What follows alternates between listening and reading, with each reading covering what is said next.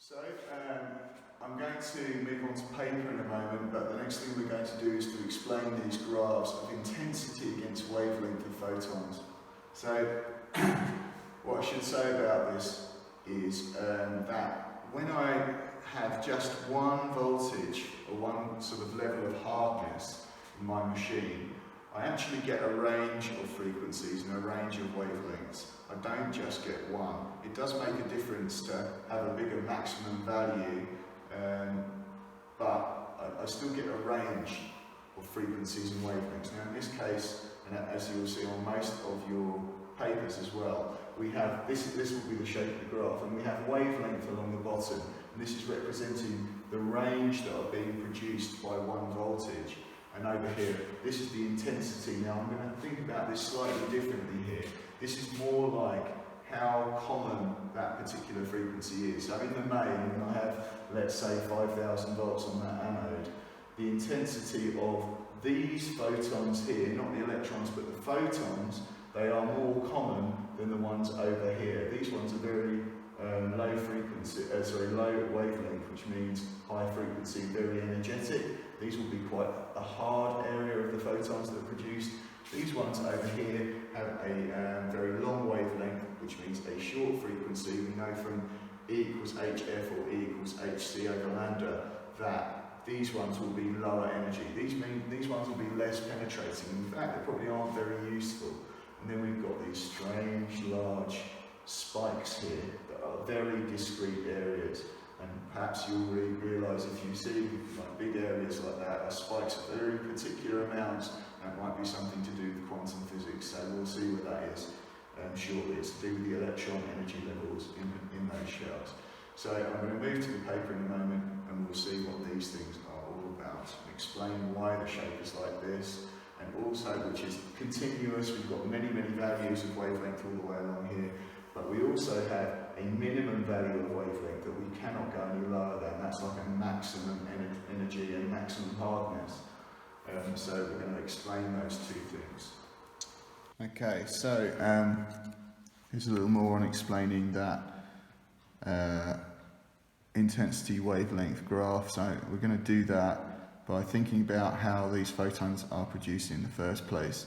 The first thing I'm going to look at is why this continuous value? Why do we have a range of values rather than particular ones? So let's look at that. So all of these things are produced by an electron hitting the atom and getting slowed down. That's that braking radiation, the slowing down. Okay, but these electrons are very tiny, and the metal atoms themselves are rather large. There's a lot of space in between when you have large objects. So I've modelled that with this picture here. Now, if you can imagine, this electron is producing that particular value of, or its own particular value of a photon energy as a result of its experience. Now, if it passes through and it has a few glancing blows, it may take some time before it slows down altogether. And it's that big braking radiation where it's gone from a fast speed to almost stopped altogether that photon is likely to be produced. So probably here, not a lot of energy has changed because it will have slowed down but not very much. And same goes for this one here, but this final one here, it will have slowed down a lot. But these ones on the way, they're going to have slowed it down a little bit, okay? They'll have slowed it down a little bit, and means that the final braking radiation from this one is going to be a little bit less. They're probably all travelling at more or less the same kinetic energy at the same speed here, because they're all being accelerated by the same anode voltage. But it's the major slowing down that makes the difference, and as a result, they could have all kinds of collisions before their final one, which is why we end up with this range. All of these electrons will have had a totally different experience to each other because of those collisions on the way. What about this minimum wavelength here then? Why is that the case? that must be that all of the energy has been converted into, that it had, all the kinetic energy has been converted into that photon all in one go. In other words, it's bumped straight into it like this. It went from its full speed to 0 all in one go.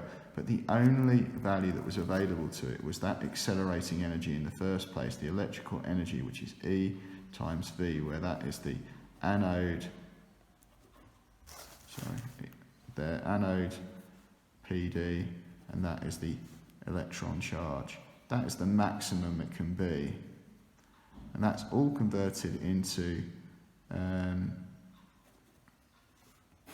half mv squared, the kinetic energy. So they should all have roughly the same. But then all of that gets turned into HF when it hits this. And the maximum value is there because it's all converted all at once. Whereas these ones that had lots of bumps and so on the way, that value of half mv squared that's converted to the photon is going to be less, and so we get that range. So that is the reason for that. We'll see how we have to display that in a question at some point later on. Okay, so I'm just going to take a little time now to explain the spikes on the graph. So let me just show you those again.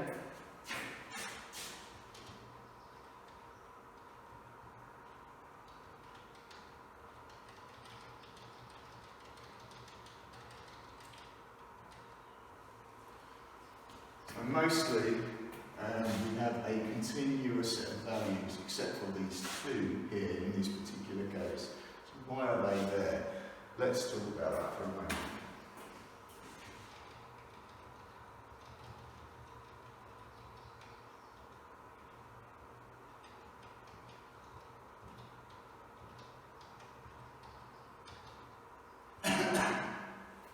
Okay, so here is the electron that we are accelerating. Just occasionally this happens. Instead of our electron hitting maybe a whole atom somewhere and getting slowed down, somehow it hits one of these electrons within the tungsten target itself, and its energy is transferred to this instead. When that happens, when the energy goes to this one, then these exist at very, very particular energy levels, and they then get given this extra energy. They're excited up to another level that's a little higher than it was before, and then they release that energy again as a photon. And this time, since these can only exist at very particular values in the tungsten, then the photons released are only a very particular value, giving us those discrete spikes, which on these graphs I've just got one or two. Sometimes there will be more, but they are very, very particular values because the photons are coming from another place, another type of electron. Instead of it being Bremsstrahlung braking radiation from this, being slowed down by hitting maybe the whole thing, instead by chance it hits this one. It gives some energy, excites it, which then releases immediately and just gives us those very particular spikes, because these can only exist at particular energy levels within those atoms. So that, again, is a little bit of quantum physics.